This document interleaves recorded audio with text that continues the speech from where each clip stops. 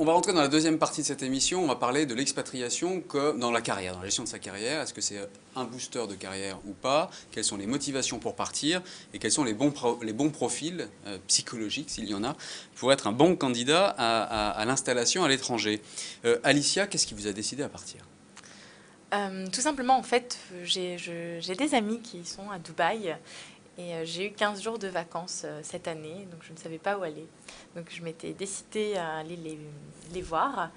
Et en allant à Dubaï, je me suis rendu compte que j'avais envie d'essayer cette vie. Pas ad vitam aeternam, mais... Faire une parenthèse, en tout cas une parenthèse française, et partir à l'étranger. Exactement, tant sur le plan personnel, d'avoir une nouvelle, de rencontrer de nouvelles gens, une nouvelle culture, etc., que le côté professionnel, parce qu'une méthode de management différente, qui est déjà, enfin le management déjà au sein des différentes entreprises françaises, donc diffère, Oui. et d'autant plus dans un pays avec une culture différente. Donc je pense que c'est enrichissant sur ces deux plans-là. Alors, je rappelle que vous travaillez dans un grand groupe de communication aujourd'hui. Oui. Vous êtes rentré de vos 15 jours de vacances et là, vous avez pris votre décision de partir, de faire un changement de carrière. Alors oui, j'ai pris cette décision-là. J'ai commencé à benchmarker, si on peut dire, les différentes agences qui se situent à Dubaï. Et voilà, j'ai traduit mon CV, j'ai fait ma motivation et je suis allée à l'aventure. Voilà, j'ai fait des entretiens par téléphone et après je me suis rendue à Dubaï de nouveau pour passer des entretiens face à face. Alors, est-ce que l'on peut dire que, je pense que la réponse est positive, mais que l'expatriation, en tout cas une expérience de vie professionnelle à l'étranger, est un véritable booster pas de croissance, mais de carrière? Paul Mercier, dans le recrutement. Ouais, je crois que c'est un booster d'abord j'allais dire de maturité et de valeur personnelle. Enfin, je pense que c'est un booster de personnalité en fait. Ça, je pense que c'est la première des réalités. Maintenant, est-ce qu'on doit le voir comme un passage obligé quand on est absolument ambitieux et qu'on veut un jour être à la tête d'une entreprise? Je pense que ça dépend là pour le coup vraiment du secteur d'activité, des cultures. Est-ce qu'on est dans un secteur mondialisé ou pas? Est-ce qu'on est en concurrence contre des talents mondiaux ou pas? On parlait de la finance de marché tout à l'heure. Bah oui, sûrement, oui, quand on est dans la finance de marché, c'est sûrement nécessaire, si on veut monter au sommet, d'avoir été à Londres ou à New York à un moment de sa vie. Alors qu'il y a des métiers dans lesquels il ne faut pas non plus exagérer, on n'est pas obligé de s'expatrier pour avancer dans sa vie. Il y a des entreprises où c'est véritablement, je crois, un passage obligé. Pour les postes de direction, voilà. ou pour oui, il ne peut pas se faire écrit, sans... quasiment. Ouais. Oui, bien sûr. Je me demande si ce n'est pas effectivement écrit dans la... Ouais. Ah bon? Carrément? Contractuel? Non. Non, je pense que... En tout cas, c'est induit forcément si on veut progresser et continuer à... Pour des hautes carrières. D'accord, très bien. Alors, on va regarder maintenant un sujet qu'on est allé faire avec Alicia. On est allé l'embêter. On est allé suivre le pré-départ, la préparation, un petit peu personnelle, mais aussi administrative, logistique de Alicia, qui, je le rappelle, part dans quelques jours s'installer à Dubaï. On regarde.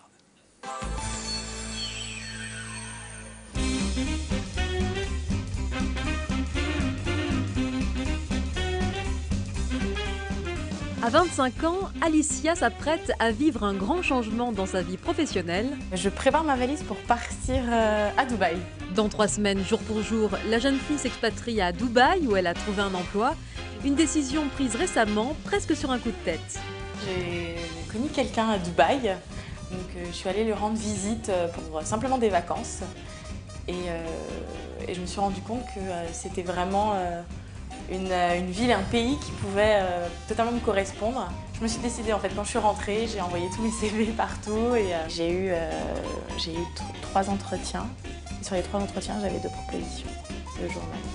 Si devenir expatrié a de nombreux avantages, C'est exactement le même travail, le même emploi qu'à Paris, ça, voilà. Mais par contre, j'ai un salaire 50% plus élevé. Voilà, sachant qu'il n'y a pas de taxe là-bas, donc pas d'impôt sur le revenu. Et au-delà de ça, pas de taxe d'habitation, pas de taxe sur l'essence, voilà. Et le coût de la vie n'est vraiment pas cher. pour le moment, l'heure est aux formalités. Au programme, valises, rangements et paperasse en tout genre. Là, ma priorité vraiment en ce moment, c'est de légiférer tous mes diplômes pour mon visa.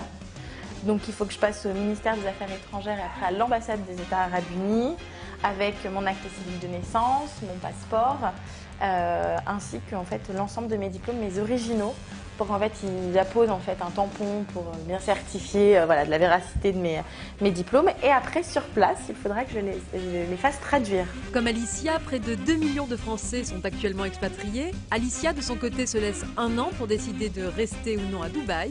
Bilan donc à la fin de l'année. Là, je vais au ministère des Affaires étrangères pour faire certifier mes documents. Donc j'en ai à peu près une quinzaine. Ça ferme dans 20 minutes, donc je me dépêche, je dois vous laisser. À plus tard. Alors Alicia, on vous a quitté il y a un instant devant les affaires étrangères. Vous alliez faire légaliser vos papiers. Comment ça s'est passé? Alors, pas très bien. Ah bon, Voilà. ça commence bien. Voilà, une partie de mes papiers ont été légalisés, donc tout ce qui est acte de naissance, toute cette partie-là. Et je dois également légaliser mes diplômes. Donc pour ce faire, on m'avait dit qu'il fallait que je prenne mes originaux. Et en fait, pas du tout. Il faut que je fasse une photocopie certifiée conforme chez un notaire ou à la mairie. Et après, revenir les faire légaliser au ministère des Affaires étrangères. Et ça c'est nécessaire pour avoir le visa? Alors, c'est ce qu'on vous demande exactement parce que, en tout cas, à Dubaï, après, je ne sais pas si c'est partout dans le monde. Très variable, Je d'un sais pays à pas, l'autre, voilà. bien sûr. Mais en fait, pour le visa, comme j'ai un titre de manager, je suis obligée de prouver en fait mes études et mes compétences par le biais de ces diplômes. Donc, une fois sur place, j'aurai à les traduire en anglais ou en arabe pour les faire certifier après. Puisque on rappelle que dans votre cas, vous partez à titre individuel, Tout à fait. en contrat local, donc contrat avec une entreprise locale. Tout à fait. Et donc vous devez prouver, bien sûr, que vous avez les bonnes compétences pour ça et que vous ne prenez pas la place d'un Dubaïote qui aurait pu faire le même métier. Exactement. Bon, bah, très bien. Ça se présente quand même pas mal. Vous êtes plutôt ravi de partir, même avec ces Je suis très contente, je suis impatiente. Ouais. J'ai mon petit rétro-planning de tout ce que je dois faire jusqu'à Jusqu'au ces départ. résultats-là, donc très prochainement. Donc, D'accord. voilà.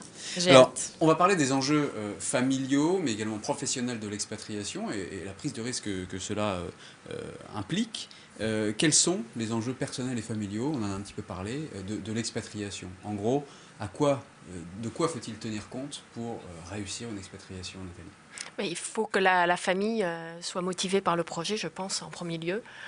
Il me semble que la plupart des causes d'échec d'expatriation, c'est quand la famille n'est pas partant, ne suit pas, dans le sens n'est pas moteur.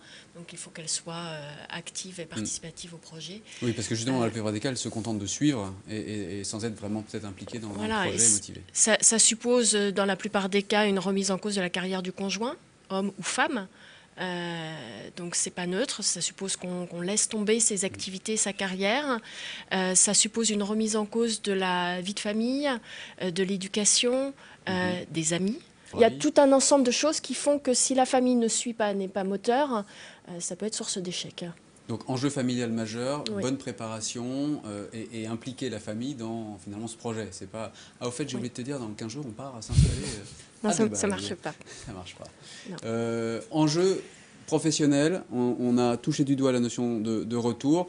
Je vais passer la parole à Audrey parce que c'est un vrai sujet. On va rentrer dans le détail. Audrey, le retour, vous avez une solution vous? Je ne sais pas si j'ai une solution.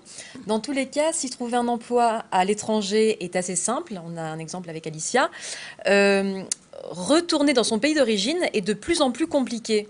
Pour différentes raisons, on peut ne pas trouver d'emploi ou bien retrouver son entreprise qui a évolué entre-temps, les postes ont changé et donc ne pas se sentir bien. Ne pas être attendu finalement. Ne plus avoir sa place. Voilà. Donc, pour aider les expatriés à rentrer chez eux, il y a un nouveau concept qui est en train d'émerger. Il s'agit du job swap ou job swap selon votre niveau d'anglais. Moi, je dirais swap. Est-ce que vous connaissez? Non. Donc on inverse, c'est ça? Je prends mon job, je prends le tien, c'est ça? Voilà. Vous connaissez le concept de l'échange de maison pendant une semaine ou deux pour les vacances. C'est de plus en plus à la mode. Mais là, c'est le même principe, sauf que ce n'est pas la maison, c'est l'emploi. Et c'est pour une durée indéterminée. Donc, ça fonctionne, mais il faut forcément des règles. Il faut bien sûr que les deux personnes qui échangent leur poste soient dans le même domaine et un niveau de compétence à peu près égal, un niveau d'expérience aussi. On ne peut pas s'improviser échangiste. Et ils doivent bien sûr en parler à leur entreprise qui peut refuser de faire cet échange. Mais en général, c'est l'entreprise qui est un petit peu enthousiaste par rapport à ce projet et qui va les encourager et les accompagner. Le job swap, c'est vraiment quelque chose qui marche. Et il y a un homme qui est en train de se faire connaître sur le web grâce à cela. Il s'appelle François et il nous a touchés, François, parce qu'il a vécu un petit peu partout dans le monde, en Asie, il a vécu aux États-Unis. Et là, ça fait 15 ans qu'il est à Londres. Et bon, son problème, son rêve maintenant, c'est de rentrer en Île-de-France, plus particulièrement à Paris, je crois, pour travailler, pour refaire sa vie ici et retrouver sa femme et ses enfants qui sont rentrés, eux, mais ils n'y arrivent pas. On garde la famille quand même. On n'est pas obligé de tout changer. Lui a décidé de la garder. Mais du coup, ce qu'il a fait, c'est qu'il a monté un blog qui s'appelle, je vais vous le dire tout de suite, Je veux vivre à Londres. Ouais, je veux vivre à Londres, donc tout attaché, .e-monsite.com. Et donc, sur ce blog, il multiplie les arguments, les messages à l'aide. Allez-y, c'est vraiment émouvant. Et pour... Ça n'a pas l'air aussi bien marché que ça, en tout cas. Parce qu'il ça dépend de quel mais est son justement, job actuel à Londres, en fait. Alors justement, nous, on a décidé de l'aider parce qu'on a été assez touchés par sa persévérance. Et donc, lui, ce qu'il propose, c'est un poste à peu près avec un niveau d'expérience de 5 ans en tant que comptable. Vous avez vraiment tous les renseignements sur le site, donc n'hésitez pas à y aller. Et voilà, donc c'est un poste de comptable pour que Monsieur François puisse rentrer à Paris. Si ça peut correspondre à votre profil, vraiment n'hésitez pas. Vous pourrez prendre contact avec lui et peut-être démarrer une nouvelle vie. Donc Jean-Paul, Hervé, Micheline, si tu es comptable en Île-de-France et que tu cherches à partir vivre à Londres, eh bien François est prêt à inverser. Et à vous laisser son appartement. D'accord. Et à prendre le vôtre. Concept intéressant, je ne suis pas sûr que ça soit très sérieux, je ne suis pas sûr que ça se prépare réellement comme ça. C'est un phénomène dont vous avez entendu parler? Non, absolument. Non plus. Alors, le retour, parlons du retour plus sérieusement. C'est un vrai souci, Audrey l'a mentionné. Les entreprises évoluent, on a sûrement également beaucoup changé quand on est en expatriation, pris peut-être une forme d'indépendance, des attentes différentes. C'est une vraie source d'échec, enfin en tout cas de désillusion, le retour? Oui, je crois. En fait, ça, je vais faire une analogie, c'est un petit peu comme... faire un MBA en milieu de carrière ou dans le premier tiers de carrière en pensant que ça va tout changer. Il y a souvent des attentes, on va dire, par rapport à ça qui sont très élevées, par rapport à ce qu'on en retire. Je pense que rentrée d'expatriation, vous avez tout dit, on va dire beaucoup de choses ont changé durant cette période. Et puis on n'est pas le même non plus, de toute façon, que lorsqu'on est parti. Il faut assumer, je pense, au départ, qu'au retour, on est peut-être, tout simplement, à changer de job. Maintenant, ça veut dire, pardon, qu'il faut le préparer dès le départ? Non. En tout cas, il faut l'anticiper. Moi, je pense qu'il faut y penser. Il faut y penser et il faut l'appréhender comme un risque potentiel ou une opportunité, finalement. Je pense que et l'accepter. Il y a quand même des entreprises qui, évidemment, sont assez sérieuses et rigoureuses. C'est-à-dire que vous êtes expatrié quelque part par votre entreprise qui, en fait, vous le propose, finalement. En général, dans une grande entreprise, on ne va pas vous dire, et puis on verra bien. C'est en fait un départ, au revoir. On vous dit, on s'occupera de vous au retour. Quand même, en général, ça marche. Tout le problème, c'est que le job qu'on vous propose au retour, peut-être, au bout de 6 mois ou 1 an, ne sera peut-être pas aussi motivant que ce que vous aviez espéré. Oui. Maintenant, je crois que c'est un vrai bon risque à prendre. Et les entreprises, parce que c'est un bon risque à prendre, effectivement, de toute façon, on en sort enrichi d'une expérience d'expatriation, et on l'a dit, pas spécifiquement financièrement. Les entreprises qui investissent quand même sur les expatriés, elles acceptent de prendre le risque de perdre une ressource aussi coûteuse et aussi précieuse que celle-là. Enfin, concrètement, que font les entreprises à part se dire on va vous trouver un job quand vous rentrerez pour, je sais pas, on parle de plan de carrière, de plan de retour. Oui. Elles le font? Oui. Bon. Il y a comme des entreprises qui travaillent, on va dire, très sérieusement. Mais de fait, il y en a quelques-unes qui ne le font pas aussi et qui pensent que le retour en France, c'est le retour au pays qu'on connaît, qu'il n'y a pas de souci, et négligent cet aspect-là aussi. Très bien. Écoutez, nous l'avons vu, l'expatriation est une aventure passionnante, future aventure passionnante pour vous, risquée un petit peu. En tout cas, le jeu a l'air d'en valoir la chandelle. C'est une aventure, dans tous les cas, qui se prépare, et en particulier son retour. En tout cas, ça s'anticipe, même si, encore une fois, on l'a dit, ça n'est pas forcément une opportunité négative. À bientôt. Merci beaucoup à toutes et à tous d'avoir partagé, d'avoir donné de votre temps et partagé de votre expérience. Et puis, bon vent. Vous partez bientôt et vous revenez nous raconter la suite de vos aventures, Alicia. Merci beaucoup. Au revoir. Au revoir. Au revoir.